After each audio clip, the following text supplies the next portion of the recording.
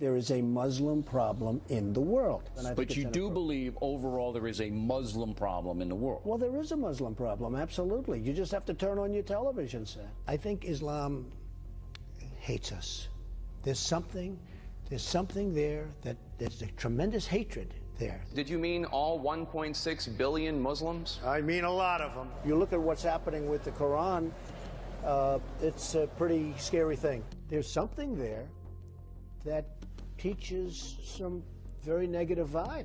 They do not respect us at all. Large portions of a group of people, Islam, large portions want to use very, very harsh means. You have more than a handful of moderate Muslims, but you certainly have a problem with Muslims. Within the Muslim community, we have some very radical people who want to do great harm to you and to Joe and to everybody on your panel and to me and to this country and to the world. There's a level of hatred within a certain community, in this case the Muslim community. I want surveillance of certain mosques, okay?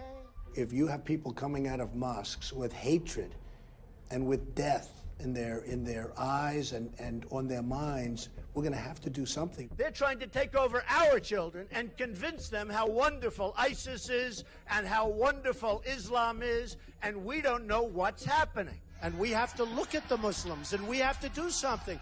We cannot stand by and be the stupid people while our country is destroyed. 25% of the Muslims living in the United States agreed that violence against Americans here in the United States is justified. 27%, could be 35%, would go to war. I watched when the World Trade Center came tumbling down. And I watched in Jersey City, New Jersey, where thousands and thousands of people were cheering as that building was coming down. Okay, so remember this. So listen. Donald J. Trump is calling for a total and complete shutdown of Muslims entering the United States. They would say, "Are you Muslim?" And if they said yes, they would not be allowed in the country. That's correct. Why aren't we letting the Christians in? Why are we letting the Muslims in? You tell me. You're saying no. We have a major, major problem. This is, in a sense, this is a war. And we have to stop the Muslims until we find out what's going on. Does that make sense, by the way? Until we find out.